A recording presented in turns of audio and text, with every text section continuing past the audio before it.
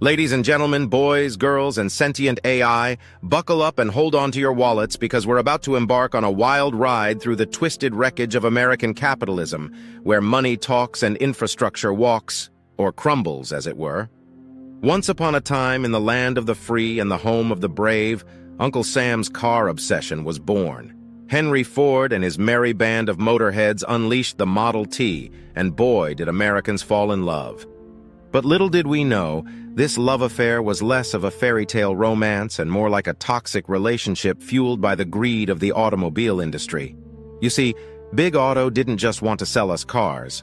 Oh no, they wanted our very lives to revolve around them. So they lobbied, they schmoozed, and they lined the pockets of politicians, transforming our cities into sprawling asphalt jungles where public transportation went to die. But why, you ask? Would a country that prides itself on freedom and opportunity allow its cities to be shaped by the whims of an industry driven by profit? Well, my friends, that's the magic of capitalism. It's the economic system that says, why settle for a nickel when you can have a dollar? And we all know what happens when you let dollars do the talking. Everything turns to, well, let's just say not great. As our cities became car-centric, pollution skyrocketed, commutes grew longer, and the number of actual human connections dwindled. Even worse, our once glorious public transit systems now resemble something out of a post-apocalyptic movie, where a band of survivors huddle together on a rusty train, praying to make it to their destination before the zombies, or the next breakdown, get them. But wait, there's more. Our addiction to cars hasn't just ruined our cities, it's also put the pedal to the metal on climate change. With all those greenhouse gases spewing from our tailpipes, we're well on our way to turning Earth into a giant easy-bake oven. And let's not forget the constant road construction, which often feels like a never-ending game of whack-a-mole with potholes. Now that we've had our fill of doom and gloom, let's put on our thinking caps and brainstorm some solutions, shall we? First, we could invest in public transportation like there's no tomorrow, because, you know, there might not be. That means fixing up our subways, buses, and trains, and making them more accessible, reliable, and, dare I say, enjoyable.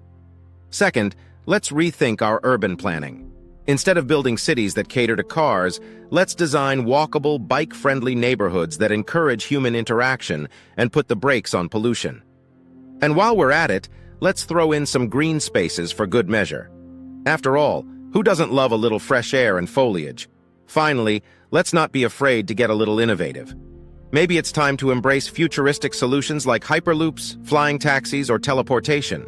Hey, a person can dream, right? So, what have we learned from this tale of capitalism, cars, and catastrophe? Perhaps it's that when we let the pursuit of profit pave the way, we end up driving ourselves into a dead end. And as we stand here, ankle-deep in potholes and smog, we can't help but wonder, is it time to take a hard look at our priorities and find a new route to a better future?